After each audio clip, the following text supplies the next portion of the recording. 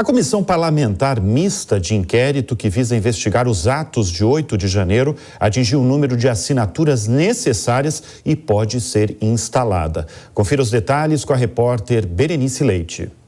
A Comissão Parlamentar Mista de Inquérito vai apurar os atos de vandalismo nas sedes dos três poderes. Parlamentares da oposição fizeram frente para recolher as assinaturas ainda no início deste mês e conseguiram o mínimo necessário: 171 assinaturas aqui da Câmara e 27 no Senado. O Senado, que nesta sexta-feira já tinha até mais do que o necessário, 32 assinaturas. E com isso, a instalação é automática.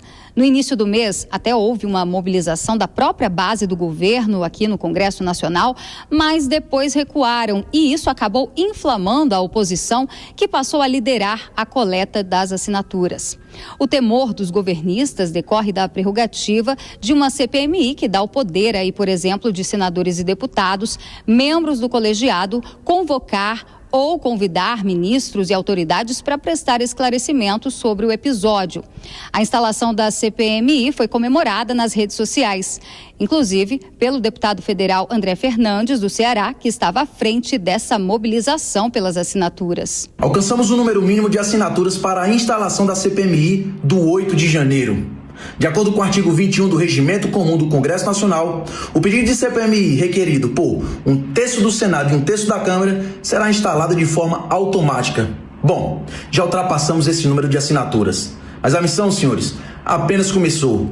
Não permitiremos que essa Comissão Parlamentar Mista de Inquérito seja usada para fazer politicagem. Muita coisa estranha aconteceu no 8 de janeiro de 2023. E o povo quer transparência e quer a verdade.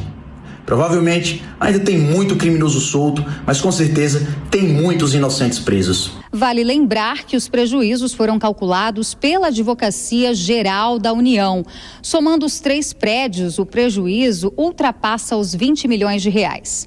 Vários inquéritos foram abertos para apurar as responsabilidades.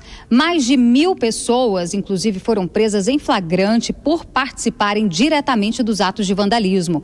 No entanto, parlamentares da oposição questionam se houve omissão por parte do governo federal numa facilitação para os invasores entrarem.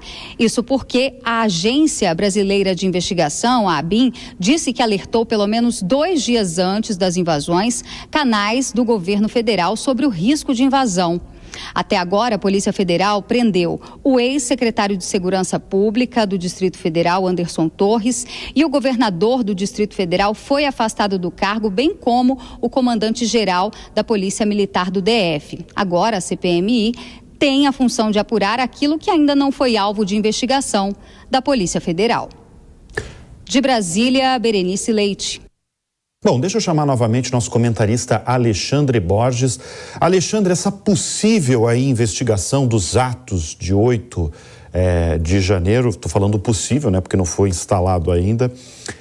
Na sua avaliação, primeiro, tem futuro essa possível CPI? E eu queria te ouvir também se você, na sua avaliação, acha que houve omissão do governo federal, até para uma possível, como disse a nossa repórter Berenice Leite, uma facilitação para a entrada. Olha, investigação cabe à polícia, ao Ministério Público, ninguém aqui vai ser contra a investigação. Agora, não há nenhuma base ou evidência factual sustentável que o governo federal tenha facilitado alguma coisa. Isso aquelas conspirações que vão insuflando as redes sociais, porque o que a área do bolsonarismo sabe usar muito bem, porque foi uma notícia que pegou muito mal para esse lado, né? Foi muito constrangedor você ter uma manifestação de supostos patriotas invadindo os prédios públicos, agora, quebrando tudo, verdade, fazendo vandalismo, destruindo obras de arte, uma coisa horrorosa. E pegou muito mal. Então, como muita gente ficou incomodada com aquilo, gente, inclusive, do lado bolsonarista, automaticamente nascem as teorias conspiratórias. E agora pode ser que uma teoria conspiratória se transforme numa CPI. O histórico recente de CPIs no Brasil é muito triste. Você teve a CPI da Covid, investigou um monte de gente e o relatório depois foi engavetado por Augusto Aras. e você teve a CPI do MEC, que tinha um monte de evidência de roubo de dinheiro público e foi engavetada antes mesmo de começar. Então, até o deputado André é engraçado, ele fala muito que a gente precisa de CPI. Então, a primeira que está atrasada é a do MEC, que Rodrigo Pacheco brecou ano passado.